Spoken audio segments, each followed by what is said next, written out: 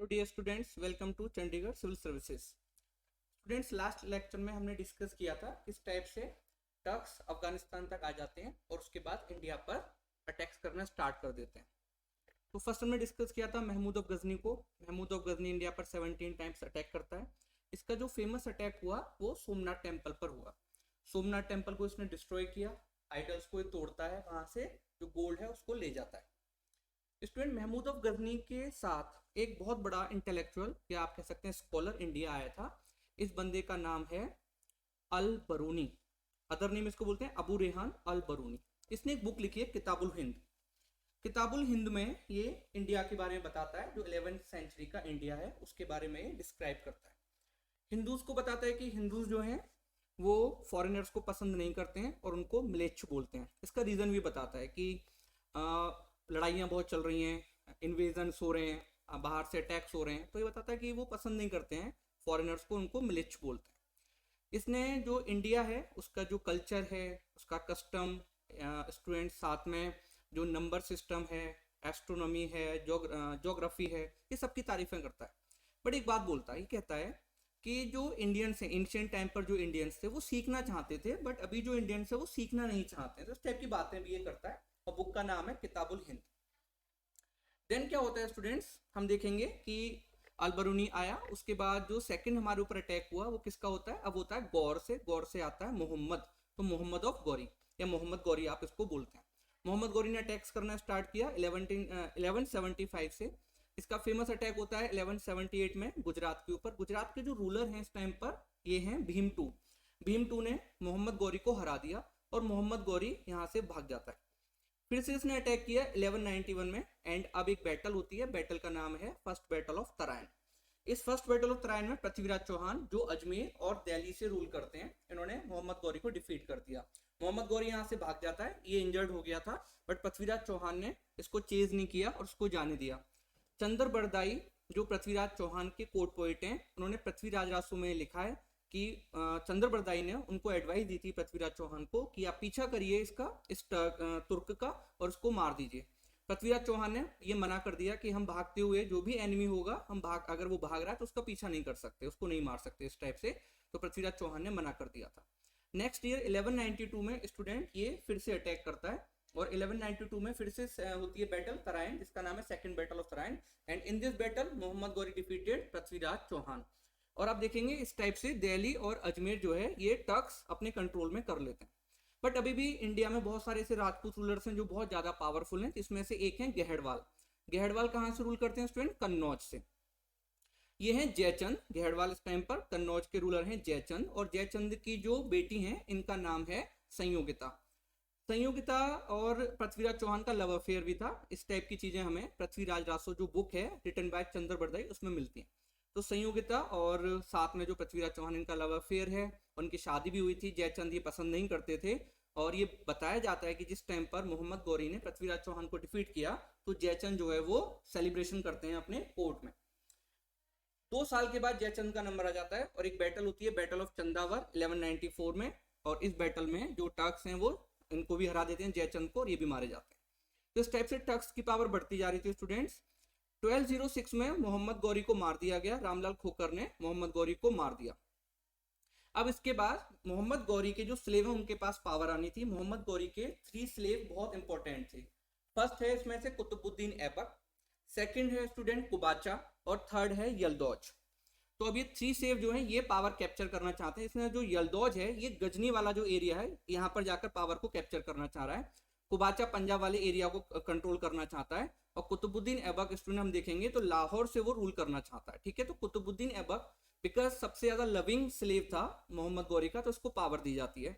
और ये यहाँ से स्टार्ट होती है 1206 से दिल्ली सल्तनत।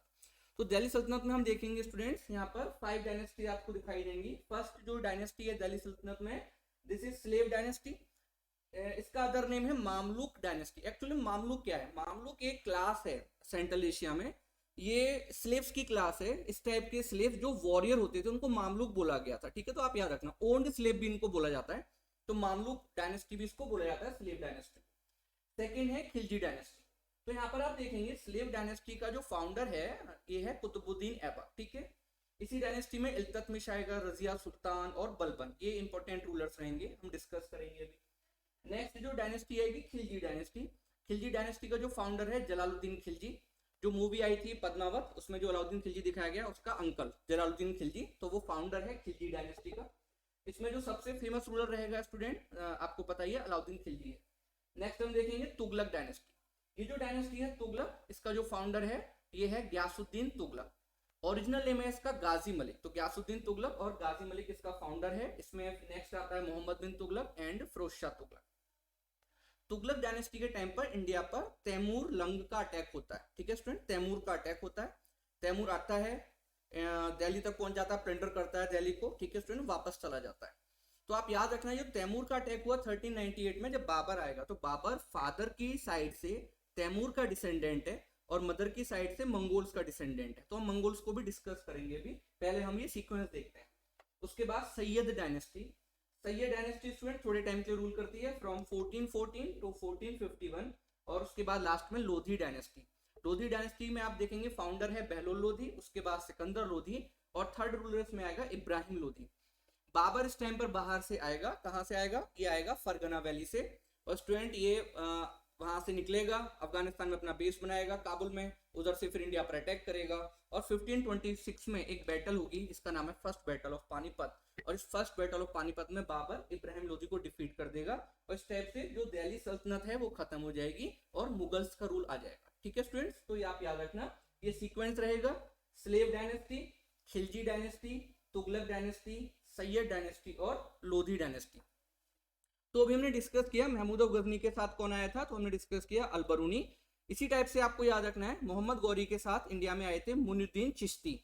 तो मुइनुद्दीन चिश्ती जो है, यहाँ से हम देखेंगे चिश्ती सिलसिला या ऑर्डर आप कह सकते हैं, ये स्टार्ट होता है इंडिया में।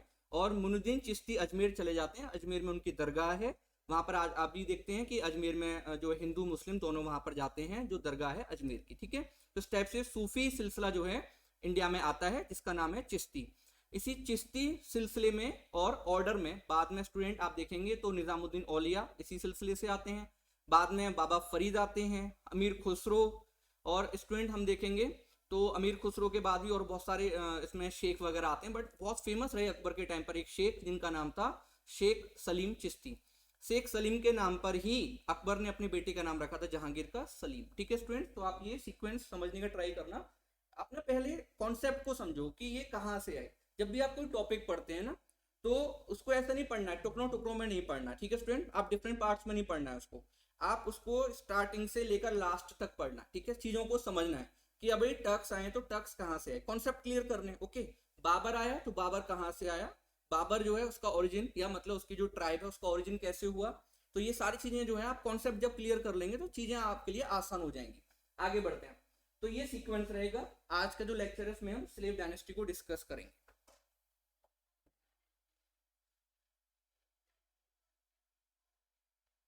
यस, तो हम देखेंगे स्टूडेंट 1192 में सेकंड बैटल ऑफ तराइन के बाद जो मोहम्मद गौरी उसकी पावर बढ़ रही है और वो नॉर्थ इंडिया में बहुत सारे पार्ट्स हैं इनको वो कंट्रोल कर रहा है।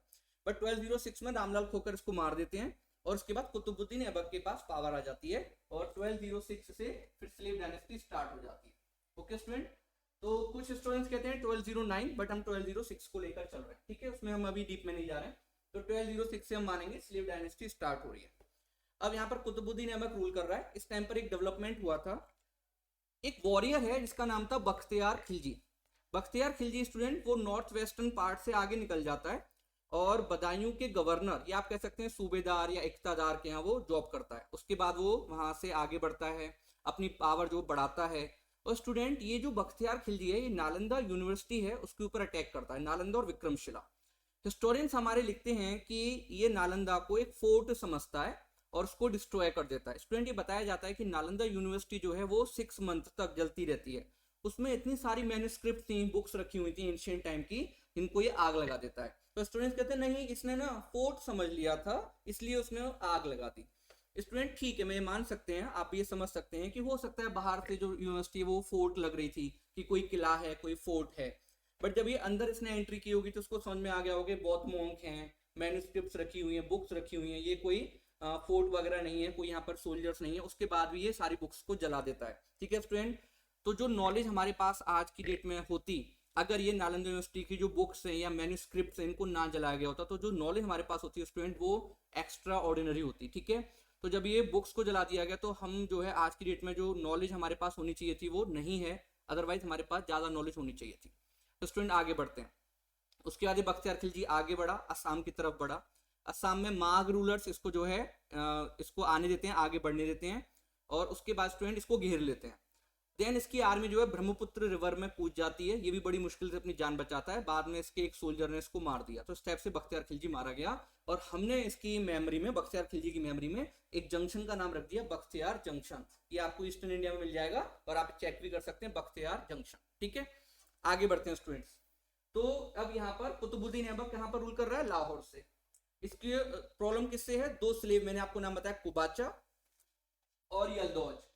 तो यहाँ पर ये दो स्लेव जो है स्टूडेंट, इनकी पावर भी बहुत ज्यादा है, और ये क्लेम कर रहे हैं कि कुतुबुद्दीन ऐबक आप रूलर क्यों बनेंगे, हम भी तो बन सकते हैं।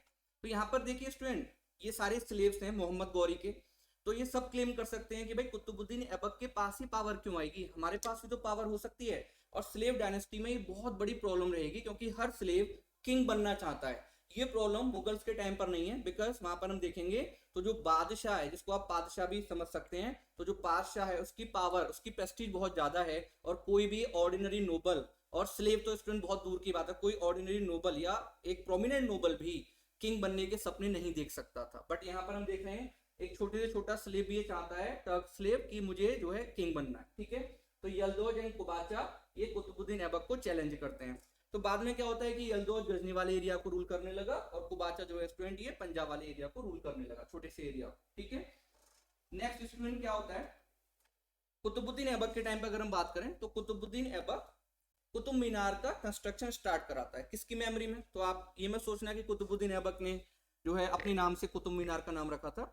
कुतुबुद्दीन ऐबक ने in the memory of Khwaja Qutbuddin Bakhtiyar Kaki, ये एक सूफी सेंट है, इनकी मेमोरी में कुतुब मीनार का कंस्ट्रक्शन स्टार्ट कराया था। बट इसकी डेथ हो गई थी 1210 में, कुतुबुद्दीन ऐबक की अर्ली डेथ हो गई थी, इसलिए जो कंस्ट्रक्शन था वो कंप्लीट नहीं हो पाया। इल्तुतमिश ने कुतुब मीनार का कंस्ट्रक्शन कंप्लीट कराया। बाद में क्या होता है कि लाइटनिंग होती है, बिजली गिरती है, और कुतुब मीनार की एक मंजिल, एक स्टोरी गिर जाती है। तो फिरोज शाह तुगलक ने स्टूडेंट फिर 2 मंजिल बनवा दी। तो स्टेप से आप याद रखना, कुतुब मीनार का जो कंस्ट्रक्शन है उससे कौन कौन सा जो रूलर है वो रिलेटेड है, एसोसिएटेड है। तो आपका आंसर होगा कुतुबुद्दीन ऐबक, सेकंड इल्तुतमिश, और थर्ड क्या आएगा? फिरोज शाह तुगलक। ये आप याद रखें। तो कुतुब मीनार का कंस्ट्रक्शन स्टार्ट होता है। कुतुबुद्दीन ऐबक को स्टूडेंट लख बख्शा बोला गया, क्योंकि हिस्टोरियंस ये कहते हैं कि बड़ा जनरस बंदा था, अगर आप इससे कुछ मांगेंगे तो ये आपको लाख कॉइन दे देगा, मतलब 1 लाख कॉइन दे देगा, इसलिए लख बख्शा इसको बोला गया। स्टूडेंट इसके टाइम पर कुछ कंस्ट्रक्शन भी होते हैं कुतुबुद्दीन ऐबक के, इसमें से एक है, आप याद रखना, कुव्वत ul Islam mask. कुव्वत ul Islam mask actual में इस टाइम पर जो मुस्लिम्स हैं उनको प्रेयर करने के लिए, नमाज करने के लिए मॉस्क की जरूरत थी। अब एकदम से मॉस्क कैसे बनाए? तो इन्होंने क्या किया है, टर्क्स ने बहुत सारे जो टेम्पल्स उनको तोड़ा नॉर्थ इंडिया में, और उनको कन्वर्ट कर दिया मॉस्क में। तो जैसे आप ये बहुत सारे इश्यूज देखते हैं आज की डेट में जो चलते रहते हैं कि टेम्पल जो है, यहाँ पर टेम्पल है, अभी आज की डेट में मॉस्क है, तो हिंदूज कहेंगे कि यहाँ पर पहले टेम्पल था। तो उसमें कोई बहुत बड़ी बात नहीं है, स्टेप से आप समझिए कि बहुत सारी जो टेम्पल्स उनको तोड़ा गया या उनको चेंज कर दिया गया, ठीक है, रिनोवेशन कर दिया गया, तो स्टेप से उनको मॉस्क बना दिया। तो कुव्वत उल इस्लाम मॉस्क ये कहाँ पर है स्टूडेंट? दिल्ली में। और दूसरा इसका एक फेमस कंस्ट्रक्शन था, वो था 2.5 दिन का झोपड़ा। 2.5 दिन का झोपड़े का मतलब है कि 2.5 डे में इसने एक मॉस्क बनवाई, इसको बोला जाता है 2.5 दिन का झोपड़ा। एक्चुअल में ये भी एक टेम्पल था जिसमें थोड़ा चेंज करके ये मॉस्क में जो है कन्वर्ट कर दिया गया। तो ये अजमेर में है 2.5 दिन का झोपड़ा। स्टूडेंट कुतुबुद्दीन ऐबक जो है, अब हमें पता चलता है कि वो चौगान खेल रहा है। चौगान क्या है? तो हिस्टोरियंस ने लिखा ये है हॉर्स पोलो। स्टूडेंट एक्चुअल में आपको ना चीजें समझने की जरूरत है। हॉर्स पोलो, तो आपके माइंड में आएगा कि सर क्या ये हॉर्स पोलो, यहाँ पर ये इनके पास बॉल थी, ठीक है, बॉल से खेलते थे, ऐसा नहीं है। हॉर्स पोलो क्या था? ये मान लीजिए एक सर्कल है, इस सर्कल में अगर किसी बंदे को पनिश करना है या मारना है तो उसको खड़ा कर दिया जाएगा, और इधर जो है ये टर्क्स कमांडर खड़े हो जाएंगे हॉर्स पर। इनके पास स्पीयर होगा, भाला होगा, इससे इसको मारेंगे। जो भी पहले मार के इसकी बॉडी को इस दूसरे सर्कल में जो है ड्रॉप कर देगा तो वो जीत जाएगा। सेकंड क्या था कि अगर किसी को नहीं पनिश करना है और उसके बाद भी हॉर्स पोलो खेलना है, जिसको आप चौगान भी बोलते हैं, तो यहाँ पर स्टूडेंट क्या होगा, फिर इधर एक डेड बॉडी को रख दिया जाएगा, एनिमल की भी हो सकती है, तो जैसे पिग की भी होती थी, तो उसके बाद ही उसको उठाएंगे और यहाँ पर इस सर्कल में ड्रॉप कर देंगे, तो जो भी पहले कर देगा वो जो है जीत जाएगा। तो कुतुबुद्दीन ऐबक चौगान खेल रहा था, जिसको हॉर्स पोलो लिख दिया गया है, और ये घोड़े से गिर जाता है, इसकी डेथ हो जाती है। तो यहाँ पर कुतुबुद्दीन ऐबक स्टूडेंट हम देखेंगे उसकी डेथ के बाद अब थोड़े टाइम के लिए एक रूलर है, इसका नाम है आराम शाह, ये रूलर बनता है। बट आराम शाह और कुतुबुद्दीन ऐबक का रिलेशन क्या है ये हमें पता नहीं है, ठीक है। देन जो नोबल्स हैं इस टाइम पर, जो बहुत सारे स्लेव्स हैं, इनको ही हम नोबल्स भी बोलते हैं। तो जो नोबल्स हैं दिल्ली सल्तनत में, ये इल्तुतमिश जो इस टाइम पर बदायूं का गवर्नर था, या आप इक्तादार भी बोल सकते हैं, तो बदायूं के गवर्नर को इनवाइट करते हैं कि आप आइए और आप संभालिए दिल्ली सल्तनत को। देन इल्तुतमिश आता है स्टूडेंट, वो कैपिटल को शिफ्ट करता है फ्रॉम लाहौर टू दिल्ली, और यहाँ से फिर हम देखेंगे इल्तुतमिश रूलर बनेगा। इल्तुतमिश दिल्ली सल्तनत को जो इस टाइम पर रिक्वायरमेंट थी कि एक बेस क्रिएट करना पड़ेगा, मतलब एक स्ट्रॉन्ग बेस देना पड़ेगा, ये काम इल्तुतमिश करता है, और दैट्स व्हाई इल्तुतमिश को हम बोलते हैं रियल फाउंडर ऑफ दिल्ली सल्तनत। तो क्या क्या प्रॉब्लम्स थी इल्तुतमिश के सामने, पहले ये प्रॉब्लम समझिए स्टूडेंट। फर्स्ट प्रॉब्लम ये थी कि जो मोहम्मद गौरी के स्लेव थे, इवन कुतुबुद्दीन ऐबक के जो स्लेव थे, वो ये क्लेम कर रहे थे कि हमें रूलर बनना है, ठीक है, हमें पावर चाहिए। तो ये सारे स्लेव जो है आपस में लड़ाई भी कर रहे हैं कि भाई पावर जो है एक मतलब एक टाइप से पावर स्ट्रगल, पावर के लिए एक स्ट्रगल चल रही है। सेकंड प्रॉब्लम ये है स्टूडेंट्स कि लड़ाइयाँ इतनी ज़्यादा हो रही थी, इन्वेजन्स हो रहे थे, तो नॉर्थ इंडिया में कोई सेंट्रल अथॉरिटी नहीं बची है, नॉर्थ इंडिया में कोई एडमिनिस्ट्रेटिव सेटअप नहीं बचा है, ठीक है। तो एडमिनिस्ट्रेशन के लिए कोई सिस्टम नहीं है, ठीक है, जुडिशियल सिस्टम जो है वो एकदम से कोलैप्स कर चुका है, तो इस टाइप का कोई सिस्टम नहीं है, ट्रेड जो है वो डाउन जा चुका है। तो अब जो है इल्तुतमिश को सारी चीजें देखनी थी, बट एक बहुत बड़ा खतरा इल्तुतमिश जो है उसको देखना पड़ेगा, और ये खतरा क्या है स्टूडेंट, चंगेज खान। चंगेज खान जिसको आप गेंगिस खान भी बोलते हैं, तो गेंगिस खान भी हमारे बॉर्डर तक आ गया था इस टाइम पर, तो वहां पर इल्तुतमिश ने क्या किया वो भी हम समझेंगे। तो फर्स्ट देखते हैं स्टूडेंट इल्तुतमिश क्या करता है।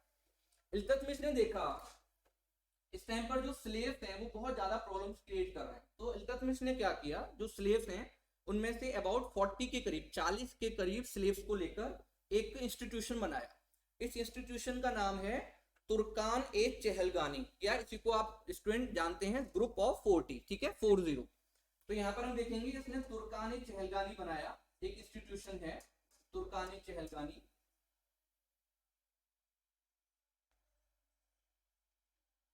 तुर्कान ए चहलगानी में अबाउट 40 जो इल्तुतमिश को लगता है कि ये ट्रस्टेड स्लेव, इन पर मैं ट्रस्ट कर सकता हूँ, इनको अपॉइंट कर दिया गया। और ये जो स्टूडेंट, ये जो स्लेव्स हैं, इनको आगे बाद में इक्तादार बना दिया। तो इक्तादार क्या था, इक्तादार सिस्टम क्या था, वो हम डिस्कस करेंगे, ठीक है। इक्तादार कौन होते थे, इक्तादारी सिस्टम क्या है, अभी हम डिस्कस करेंगे। तो यहाँ पर इसने क्या किया, तुर्कान ए चहलगानी एक इंस्टीट्यूशन बनाया, अबाउट 40 के करीब स्लेव्स हैं, इन स्लेव्स को अच्छी अच्छी पोजीशन दी गई और इनको इक्तादार बना दिया, ठीक है स्टूडेंट। तो एक वर्क इसने किया कि जो स्लेव हैं उनको एक तो दिल्ली से दूर भेज दिया, साथ में उनको एडमिनिस्ट्रेटिव रिस्पॉन्सिबिलिटी दे दी। नेक्स्ट स्टूडेंट क्या होता है, इक्ता सिस्टम इसने स्टार्ट किया। ये अरेबिक प्रैक्टिस है, इक्ता का मतलब होता है पीस ऑफ लैंड, जमीन का एक टुकड़ा। तो इल्तुतमिश क्या करता है, जो एम्पायर है उसको डिफरेंट इक्ताज में डिवाइड कर देता है। इस टाइप से समझिए स्टूडेंट्स, जैसे आज की डेट में क्या होता है, जैसे आज की डेट में आप समझिए इंडिया है, तो इंडिया एक बहुत बड़ा जो है टेरिटरी है, इंडिया को डिवाइड कर दिया गया डिफरेंट प्रोविंसेस में। तो अगर प्रोविंसेस वाइज देखें तो रूल करना आसान हो जाएगा, एडमिनिस्ट्रेशन को चलाना आसान होगा। तो इसी टाइप से जो एम्पायर है, जितना भी बड़ा एम्पायर था इस टाइम पर, उसको डिफरेंट इक्ताज में डिवाइड कर दिया गया। कुछ इक्ता बहुत अच्छे होते थे, मतलब कुछ जमीन बहुत अच्छी होती थी, जैसे स्टूडेंट भटिंडा वाली, इसको तबर हिंद बोलते हैं। साथ में बदायूं बहुत अच्छी एक माना जाता है कि इक्ता था। तो एक पीस ऑफ लैंड हो गया, बहुत बड़ा एरिया है। यहाँ पर आपने इक्तादार को पॉइंट कर दिया, जैसे मान लीजिए ये ए इक्ता है या मान लीजिए भटिंडा है, तो यहाँ पर आपने ए इक्तादार को पॉइंट कर दिया। अभी इक्तादार कहाँ से आया, ये आया ग्रुप ऑफ 40 से। यहाँ पर आपने इसको बोला कि जाओ भाई यहाँ पर आप संभालो जाके इस लैंड को, ये इधर गया स्टूडेंट, इधर का इक्तादार बन गया। और अभी क्या करेगा, तो इस एरिया से ये लैंड रेवेन्यू कलेक्ट करेगा। फर्स्ट पॉइंट किससे करेगा, पीजेंट से। सेकंड, यहाँ पर लॉ एंड ऑर्डर को मेंटेन करेगा, और साथ में स्टूडेंट हम देखेंगे तो ये छोटी सी आर्मी रखेगा, अगर सुल्तान को जरूरत पड़ेगी तो उसकी हेल्प भी करेगा विद ट्रूप्स। तो इधर क्या होगा, इसकी जो सैलरी है, तो सैलरी सुल्तान कहेगा कि भाई यहाँ से जो लैंड रेवेन्यू आ रहा है ना, वहां से आप अपनी सैलरी लो और ट्रूप्स को मेंटेन करो। तो इस टाइप से एक प्रॉपर एडमिनिस्ट्रेटिव स्ट्रक्चर इल्तुतमिश ने बना दिया। ये अरबिक प्रैक्टिस है, ठीक है, जिसमें माना गया कि जो सुल्तान की विक्ट्री है वो उसकी अकेली की विक्ट्री नहीं है, साथ में जो उसके लोग होते हैं उनकी भी विक्ट्री होती है, ठीक है। तो इस टाइप से एम्पायर को डिवाइड किया गया और इक्ता सिस्टम स्टार्ट किया गया। एक पॉइंट आपको याद रखना है, इक्तादार जो होते थे स्टूडेंट उनका जो है ट्रांसफर हो सकता था। तो ऐसा नहीं है कि एक बार आपने किसी एक इक्तादार को, मान लीजिए बठिंडा हमने देखा था, अभी एग्जांपल लिया था, तो जो इक्तादार है उसको हमने बठिंडा का इक्तादार बना दिया। तो ऐसा नहीं है कि ये बठिंडा में ही रहेगा, हो सकता है कि इसका ट्रांसफर कर दिया जाएगा बदायूं में, ठीक है, या फिर इसको हटा दिया जाएगा, तो बाद में इसको हटाया भी जा सकता है। ये पॉइंट आप याद रखेंगे। तो यहाँ पर ये सिस्टम हमारे फ्यूडल सिस्टम से अलग हो जाएगा, ठीक है, थोड़ा सा माइनर सा डिफरेंस रहेगा कि ये जो है ना सेंट्रल अथॉरिटी यहाँ पर ज्यादा है इक्ता सिस्टम में, बट फ्यूडल सिस्टम में क्या होगा, सेंट्रल अथॉरिटी थोड़ी सी वीक रहती थी। और जब भी हमारा सेंटर वीक होता था, फ्यूडल्स या सामंत क्या करते थे, अपनी अपनी ऑटोनॉमी डिक्लेयर कर देते थे, पर इधर सेंटर का कंट्रोल थोड़ा सा ज्यादा रहेगा। ये पॉइंट आप याद रखेंगे, ठीक है। तो फर्स्ट हमने देखा तुर्कानी चहलगानी और साथ में हमने देखा इक्ता सिस्टम क्या है। आगे बढ़ते हैं। स्टूडेंट इल्तुतमिश जो है उसने ट्रेड के लिए 2 कॉइन्स स्टार्ट किए इंडिया में, वो न्यू कॉइन्स लेकर आता है। फर्स्ट है सिल्वर का टंका, तो सिल्वर का टंका को इंट्रोड्यूस करता है। और सेकंड है स्टूडेंट जीतल, तो जो जीतल है वो किसका है, कॉपर का। तो टंका स्टूडेंट याद रखना है आपको, टंका, और सेकंड क्या है, जीतल। तो टंका है सिल्वर का, सिल्वर, और जीतल जो है ये कॉपर। ओके, इस टाइप से 2 न्यू कॉइन इल्तुतमिश ने स्टार्ट किए। लॉ एंड ऑर्डर को उसने जो है थोड़ा ठीक किया, तो ट्रेड हमारा जो है फिर से बढ़ने लगा, और बिकॉज एक सेंट्रल अथॉरिटी आ चुकी थी तो ट्रेड वैसे भी बढ़ता है। इसी टाइम पर क्या हो रहा है स्टूडेंट, एक बहुत बड़ी प्रॉब्लम हमारे बॉर्डर पर आ गई। ये प्रॉब्लम क्या है, चंगेज खान।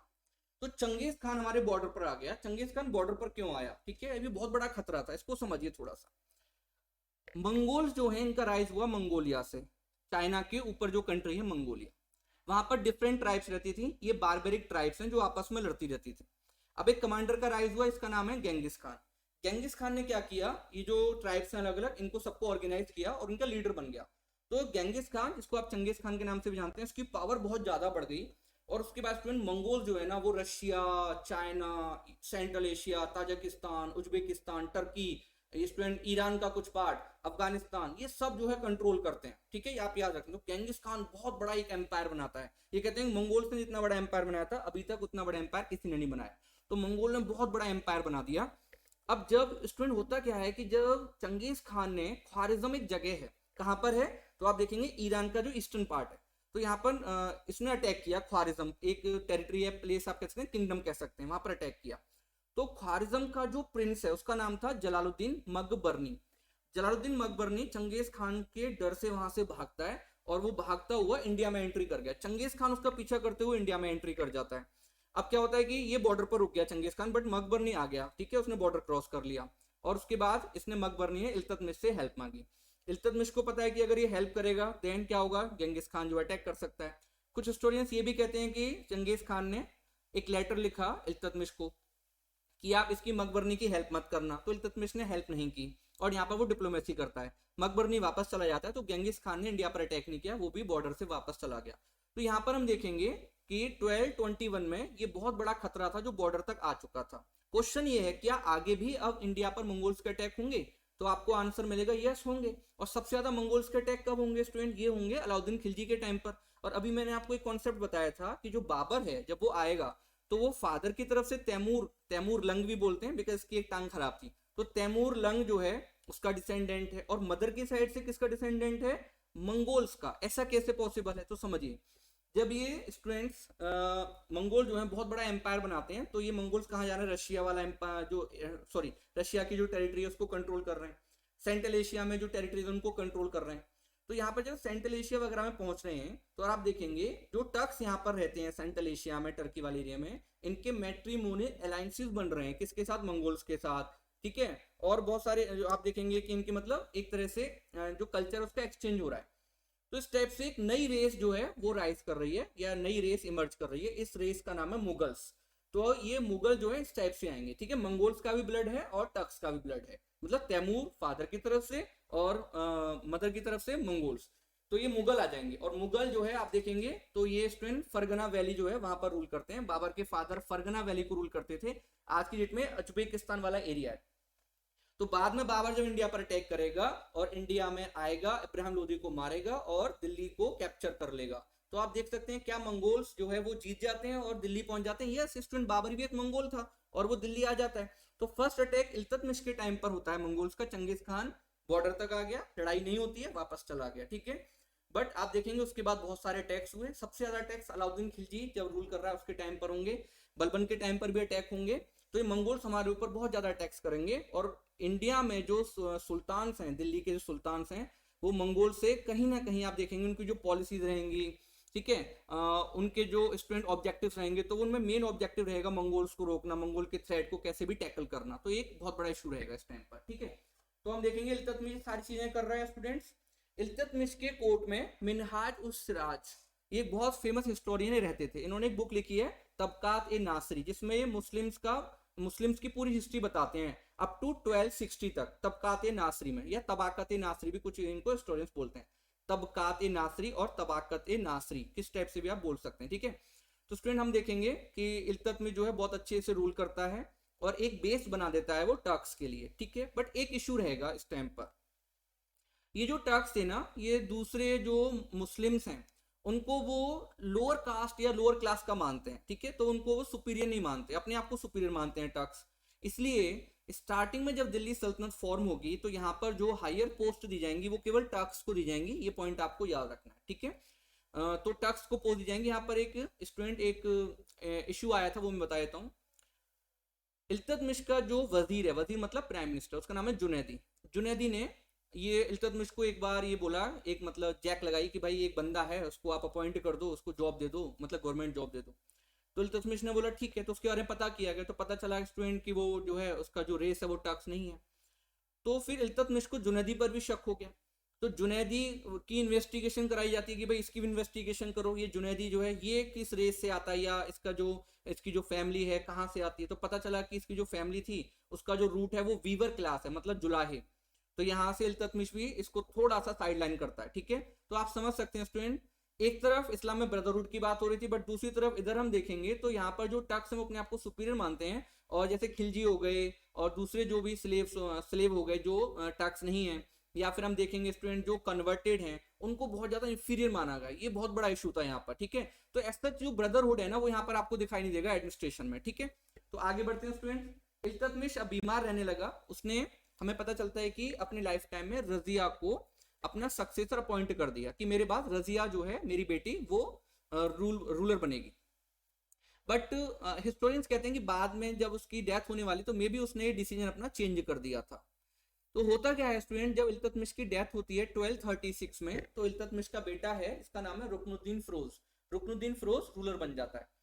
रुकनुद्दीन फिरोज जो है वो पावर, एडमिनिस्ट्रेटिव पावर अपनी मदर शाह तुर्कान के हाथों में दे देता है। शाह तुर्कान जो है वो एक स्लेव है, पहले वो स्लेव थी, तो स्टूडेंट उसको परेशान किया था कुछ लोगों ने। तो शाह तुर्कान अब गिन गिन कर बदले ले रही है, तो जो नोबल थे ना वो परेशान हो गए। मतलब नोबल कौन है, तुर्कान चहलगानी के मेंबर, वो परेशान हो गए। तो अब उन्होंने सोचा कि चलिए रजिया को रूलर बना देते हैं। उनके माइंड में चल रहा था नोबल्स के कि अगर हम रजिया को रूलर बनाएंगे देन ये तो कहां पर रहेगी, ये तो अपने महल में रहेगी, पैलेस में रहेगी, और सारी पावर हम यूज करेंगे। तो इनके माइंड में था।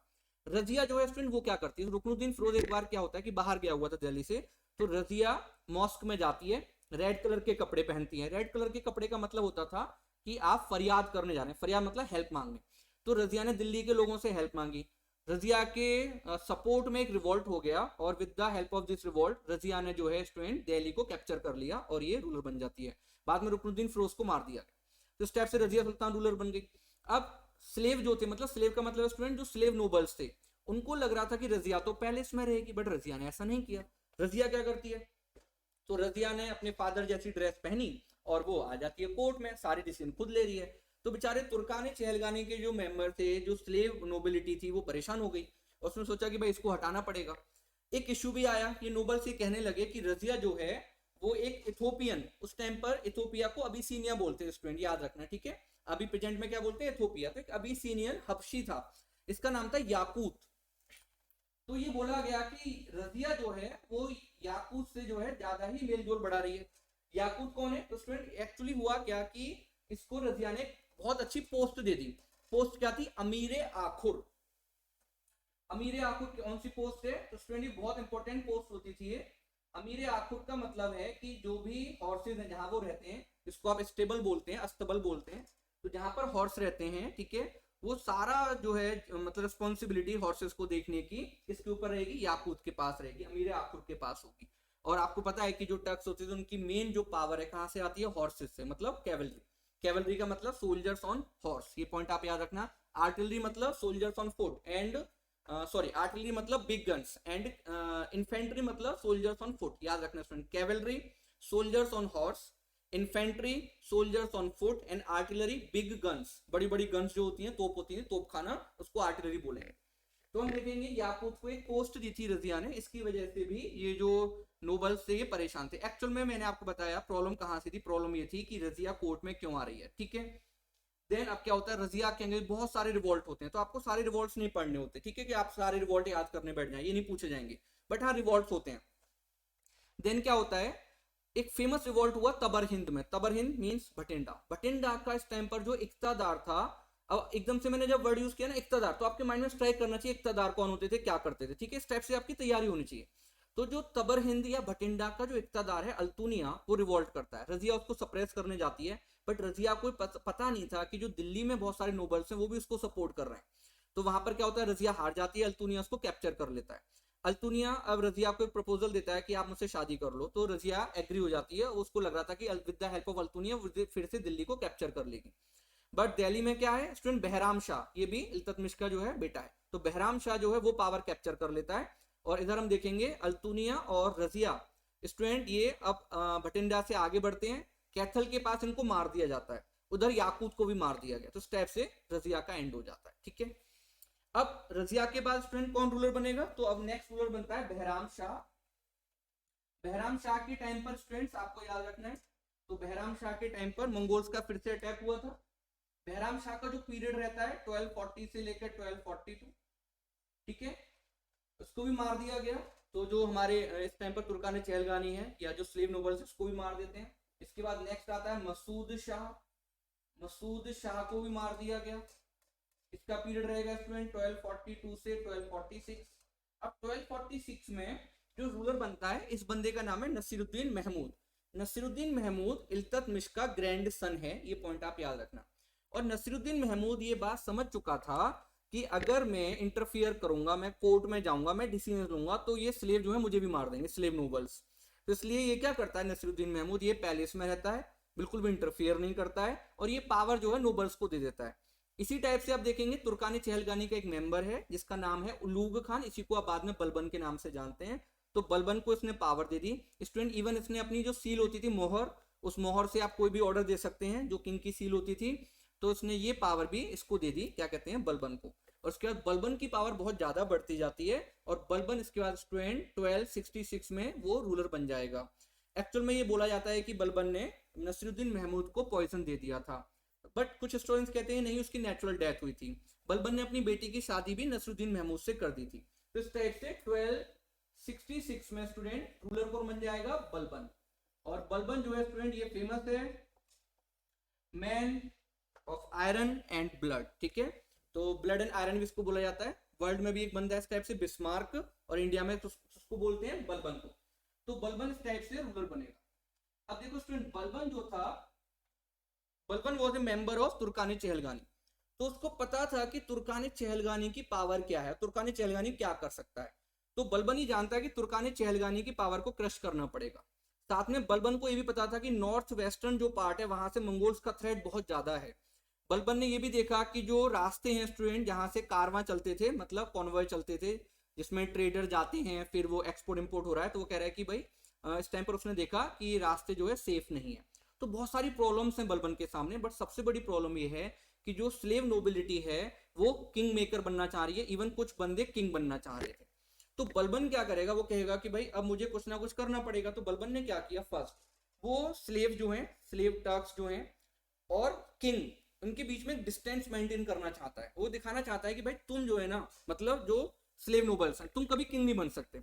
तो बलबन क्या कहता है, वो कहता है फर्स्ट ये जो मतलब सुल्तान बनने की जो पावर है ये गॉड ने दी है, खुदा ने दी है, इसे नियाबत खुदाई बोलता है। तो वो कहता है सल्तनत जो है वो नियाबत खुदाई है और ये मुझे गॉड ने, खुदा ने दी है, इसलिए आप क्लेम नहीं कर सकते कि आप रूलर बनेंगे। तो उसे नियामत खुदाई बोलता है और एक टाइटल लेता है जिल उल्लाह, जिल इलाही भी बोलते हैं कुछ लोग, बट जिल उल्लाह इसका टाइटल है, शैडो ऑफ गॉड। तो ये टाइटल लेता है और अपने आप को बताता है कि मेरी जो डायनेस्टी है वो है अफरासियाब। अफरासियाब एक मिथिकल हीरो है ईरान का, वहां से अपने आप को लिंक करता है कि भाई मेरी डायनेस्टी अफरासियाब है, तो तुम ये क्लेम मत करना कि मेरे बराबर, मैं तुम सबसे सुपीरियर हूँ। तो इस टाइप से स्टूडेंट ये डिस्टेंस जो है मेंटेन करता है। कोर्ट में सारे बंदों को, जो नोबल्स है ना, सबको लाइन में खड़ा कर देता है, कहता है कि जब आते जाना कोर्ट में एंट्री करना, मेरे जो है क्या करना, पैरों पर सिजदा करना, और क्या करना, किस भी करना मेरे पैरों को। तो इस टाइप से पैबोस एंड सिजदा ये स्टार्ट करता है। तो नोबल्स आते थे इसके कोर्ट में, बताया जाता है स्टूडेंट, और सब इसके सामने झुकते थे, उसके बाद वो खड़े हो जाते थे। कोर्ट में बोला गया था कोई भी नोबल ठहाके लगाकर नहीं हंसेगा, चुपचाप खड़े रहना। और बलबन खुद भी कभी नहीं हंसता था। पहले क्या होता था कि जो है किंग हंस रहा है, सुल्तान हंस रहा है, नोबल भी ठहाके लगाकर हंस रहे हैं, इवन जेस्टर्स को बुलाया गया, वो हंसी मजाक चल रहा है कोर्ट में, तो बलबन ने सब बंद कर दिया, और चुपचाप लाइन में खड़े हो जाओ, केवल हम काम देखेंगे क्या करना है। उसके बाद स्टूडेंट बलबन क्या करता है, तो बलबन ने देखा कि आर्मी की बहुत ज्यादा जो है जरूरत है, और आर्मी को पावरफुल होना चाहिए। तो दैट्स व्हाई बलबन क्या करता है, बलबन स्टूडेंट आर्मी को ये ऑर्डर देता है कि भाई आप एकदम से रेडी रहो। और उसके बाद क्या करता है स्टूडेंट, इसने एक डिपार्टमेंट बनाया, दीवान ए अर्ज। दीवान ए अर्ज डिपार्टमेंट आप याद रखना, तो बलबन ने क्रिएट किया दीवान ए अर्ज, और इसके अंडर में आर्मी को मेंटेन किया गया। दीवाने अर्ज जो डिपार्टमेंट के, इसके थ्रू बलबन आर्मी को ये ऑर्डर देता था कमांडर्स को कि मुझे हंटिंग पर जाना है। और ये ऑर्डर आप स्टूडेंट ये मानिए कि ऐसे इवनिंग में ऑर्डर दे दिया कि भाई मॉर्निंग में हमें हंटिंग पर जाना है, तो अब आर्मी को एकदम से रेडी होना पड़ेगा। इतनी जल्दी रेडी होना इतना आसान नहीं था। तो आर्मी जो है स्टूडेंट वो एकदम से रेडी रहती थी, ऑलवेज प्रिपेयर रहती थी। बलबन ये जानता था कि मंगोल्स का थ्रेट बहुत ज्यादा है, इसलिए वो अपने बड़े बेटे को महमूद को नॉर्थ वेस्ट में जो है अपॉइंट करता है। नॉर्थ वेस्टर्न पार्ट में वो एक आर्मी को रखता है, बहुत पावरफुल आर्मी रखता है। वहां पर जो फोर्ट है उनको रिपेयर कराता है और न्यू फोर्ट बनवाता है। तो कुछ हद तक बलबन ने टैकल किया मंगोल्स का जो थ्रेट है। स्टूडेंट बलबन मंगोल्स के थ्रेट की वजह से दिल्ली को भी छोड़कर नहीं गया, मतलब दिल्ली में ही रहता है। वो केवल एक बार दिल्ली को छोड़कर गया था, जब बंगाल का इक्तादार जिसका नाम था तुगरिल बेग, तुगरिल बेग ने स्टूडेंट रिवोल्ट कर दिया। तो जब तुगरिल बेग ने रिवोल्ट किया तो बलबन क्या करता है, अपने एक कमांडर को भेजता है। तुगरिल बेग ने क्या किया, जो कमांडर आया था बंगाल उसको ब्राइब दी, उसकी आर्मी को ब्राइब दे दी। तो कमांडर ने तो ब्राइब नहीं ली, बट आर्मी के जो बंदे थे उन्होंने ब्राइब ले ली ट्रूप्स ने, और वो उसकी तरफ चले जाते हैं, तुगरिल बेग की तरफ। तो जब कमांडर लौट कर आया बलबन के सामने, तो बलबन ने बोला इसको मार दो, और इसकी जो बॉडी है उसको पैलेस पर लटका दो। फिर दूसरे कमांडर्स को भेजा गया, वो भी यही हाल होता है उनका। देन बलबन को लगता है कि बहुत बड़ी थ्रेट है। फिर उसके बाद बलबन दिल्ली को छोड़ता है और वो बंगाल जाता है। तुगरिल बेग का पीछा करता रहता है, 2-3 साल उसका पीछा करता है। उसके बाद उसको पकड़ता है, बहुत बुरी तरीके से मारता है। ओके स्टूडेंट, फिर वो लौट कर आता है दिल्ली। तो आप याद रखेंगे बलबन जो है स्टूडेंट, वो एक तो एक्सपेंशन नहीं कर रहा है, मतलब दिल्ली सल्तनत की जो टेरिटरी है, ठीक है, जो कुतुबुद्दीन ऐबक इल्तुतमिश के टाइम पर है, उन्हीं को वो क्या करता है, तो वो आपका जो है स्टूडेंट इंटैक्ट रखता है, बट वो एक्सपेंशन नहीं कर रहा है, बिकॉज उसको डर है मंगोल्स का। इसी टाइम पर हम देखेंगे क्या हो रहा है स्टूडेंट, तो वो जो स्लेव्स हैं उनकी पावर को क्रश कर देता है, तुर्कानी चहलगानी को क्रश कर देता है, और एक डिस्टेंस मेंटेन कर देता है। ठीक है, बलबन जो है स्टूडेंट, अगर आप उसके अगेंस्ट, मतलब कोई भी नोबल उसके अगेंस्ट अगर कॉन्स्पिरेसी करना चाहेगा और बलबन को पता चल गया, तो बलबन नहीं छोड़ेगा। बलबन ने पूरे एम्पायर में अपने एजेंट्स छोड़े हुए थे, जिनको आप स्टूडेंट बरीद बोलते हैं। याद रखना इस वर्ड को, यूपीएससी ना क्या करता है, कभी कभी वर्ड दे देता है कि भाई बताइए इसका मतलब क्या है। बंजारा उसने दिया, बंजारा कौन होते थे, तो बरीद आप याद रखना। बरीद जो है वो स्पाई होते हैं, ठीक है, एजेंट थे बलबन के। तो ये पूरे एम्पायर में रहते हैं, और उनको बोला गया था कि छोटे से छोटा अगर कोई इंसिडेंट हो रहा है तो मुझे बताना है, बलबन को बताना होता है, रिपोर्ट करनी होती थी। तो एक दो इंसिडेंट हुए इस टाइम पर। होता क्या है कि स्टूडेंट, एक था मलिक बकबक और एक था हैबत, ये बलबन के नोबल्स थे। इन्होंने क्या किया, ज्यादा वाइन वगैरह पीकर अपने सर्वेंट्स को मार दिया, मर्डर कर दिए। उस एरिया में जो बरीद होते थे उन्होंने रिपोर्ट नहीं किया। तो बलबन को जब पता चला, और जो विडो है उन्होंने जो है बताया बलबन को, तो बलबन ने बोला उस बरीद को, जो उस एरिया में इसकी पोस्टिंग थी, कि भाई ये इंसिडेंट हुआ था और आपने बताया नहीं। तो बरीद क्या बोलता है इसके सामने, तो बलबन ने जो बोला कि इसको मारो पहले, सबसे पहले। तो बरीद को मार दिया गया। उसके बाद स्टूडेंट इसने जो है जस्टिस प्रोवाइड किया। जो मलिक बकबर और हैबत थे उनको बहुत जो है इंसल्ट किया गया, इवन कोड़े भी मारे गए। तो स्टूडेंट इस टाइप से बलबन करता है, तो जस्टिस पर बहुत ज्यादा फोकस रहेगा। बट बलबन स्टूडेंट, बलबन जो है ना, वो इंफीरियर क्लास या लोअर क्लास को आप कह सकते हैं, लोअर क्लास को बिल्कुल भी पसंद नहीं करता है। और बर्नी, जियाउद्दीन बर्नी इस टाइम का राइटर है, तारीख फिरोज शाही इसकी बुक है, फेमस और भी है, बट तारीख फिरोज शाही। तो बर्नी ये कहता है, बर्नी एक्चुअल में जब लिखेगा ना, तो वो इस टाइप से प्रिटेंड करेगा कि बलबन कह रहा है। तो बर्नी जब लिखेगा राइटर, तो बलबन क्या कहता है, वो लिख रहा है कि बलबन कहता है कि अगर मैं किसी ऐसे बंदे को देखता हूं जो नीच है, मतलब नीच का मतलब लोअर क्लास है, तो फिर मेरी जो हाथ है वो ऑटोमेटिकली मेरी तलवार पर चला जाता है। मतलब वो कहता है मेरा जो बॉडी है, मेरी जो बॉडी है वो एकदम थर थर कांपने लग जाती है और मैं उसे मारना चाहता हूँ, इतना गुस्सा आता है मुझे उसे देखकर। ये बोला जाता है इसमें बलबन जो है ना प्रॉपर ड्रेस ड्रेस पहनकर रात में सोता था और उसने अपने सर्वेंट्स को बोला गया था अच्छे कपड़े पहने, सिल्क के कपड़े पहनकर मेरे सामने आना। तो ये सारी चीजें बलबन करता है, बट एक पॉइंट आप याद रखेंगे, जस्टिस पर इसका बहुत ज्यादा फोकस था। बंदा जो है क्या यूज करता है, ब्लड एंड आयरन की पॉलिसी यूज करता है। आप कॉन्स्पिरेसी करेंगे मार दिया जाएगा, ठीक है स्टूडेंट। बहुत ज्यादा ब्लड इसने बहाया, तुर्कानी चहलगानी को क्रश कर दिया और इसने जो है आप कहेंगे स्टेबिलिटी प्रोवाइड की। बट ये स्टेबिलिटी थोड़े टाइम के बाद ही खत्म हो जाती है। हुआ क्या कि इसका जो बड़ा बेटा था, जो नॉर्थ वेस्ट में इसको अपॉइंट किया गया था, उसकी डेथ हो गई। कैसे? मंगोल्स के लड़ते हुए वो मारा गया।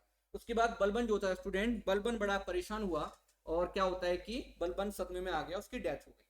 तो बलबन की जब डेथ हुई 1287 में, तो स्टूडेंट एक पॉइंट आप याद रखना, एक्चुअल में बलबन जो है ना उसका मैंने आपको बताया था कि वो बंगाल गया था, तुगरिल बेग का जो रिवॉल्ट हुआ उसको क्रश किया। तो बलबन का एक दूसरा बेटा, उसका नाम है बुगरा खान। तो बलबन ने बुगरा खान को बंगाल में अपॉइंट कर दिया था। अब जब बलबन की डेथ हुई तो बड़ा बेटा मोहम्मद तो मारा गया, बुगरा खान बंगाल में था। बुगरा खान का बेटा, इसका नाम है कैकुबाद। तो कैकुबाद के पास पावर आती है, ठीक है फ्रेंड, आप याद रखिए कैकुबाद। तो कैकुबाद के पास पावर आती है बिकॉज बुगरा खान रूलर बनने से मना कर देता है। वो कहता है कि भाई मैं तो सेटिस्फाइड हूं, कहां पर, बंगाल में। तो वो कैकुबाद रूलर बन जाता है। अब कैकुबाद को शक हुआ, ऐसा ना हो कि कल को मेरे फादर मतलब बुगरा खान क्लेम करें कि भाई मुझे रूलर बनना है। तो कैकुबाद एक बहुत बड़ी आर्मी के साथ बुगरा खान से लड़ने चल दिया। बट होता क्या है स्टूडेंट, बुगरा खान को देखकर कैकुबाद, बुगरा खान भी आ गया फोर्सेस को लेकर। कैकुबाद ने जब बुगरा खान को देखा तो उसको लगा कि मेरे से बहुत बड़ी गलती हो गई है, और उसके बाद वो अपने फादर से माफी मांगता है और दोनों जो है गले मिलते हैं। इसको जो है लिखा गया किरान उस सादे ने बुक है स्टूडेंट, तो उसमें ये पूरी स्टोरी बताएगी, ठीक है, किरान उस सादे। तो अब क्या होता है, इस टाइप से आप देखेंगे कैकुबाद रूलर है, बट कैकुबाद को जो है पैरालाइटिक अटैक आ जाता है। और उसके बाद इसका बेटा कयूमार्स थोड़े टाइम के लिए रूल करता है, बहुत छोटा है, इसकी एज बहुत कम है। इस टाइम पर क्या होता है, जलालुद्दीन खिलजी ये इस कैओस का फायदा उठाता है और जलालुद्दीन खिलजी जो है स्टूडेंट पावर को कैप्चर कर लेता है। बताया गया कयूमार्स को मार दिया गया। इस टाइप से जलालुद्दीन खिलजी के पास पावर आ जाती है, स्लेव डायनेस्टी खत्म हो जाती है और एक न्यू डायनेस्टी दिल्ली से रूल करने लग जाती है। इस डायनेस्टी का नाम है खिलजी डायनेस्टी, ठीक है स्टूडेंट्स। तो इस डायनेस्टी को फिर हम डिस्कस करेंगे नेक्स्ट लेक्चर में। आप याद रखना, मैंने पहले भी बताया था, कोई भी डाउट है तो आप मैसेज लिख देना, मैं जो है डाउट क्लियर कर दूंगा। बट अच्छी से तैयारी करिए।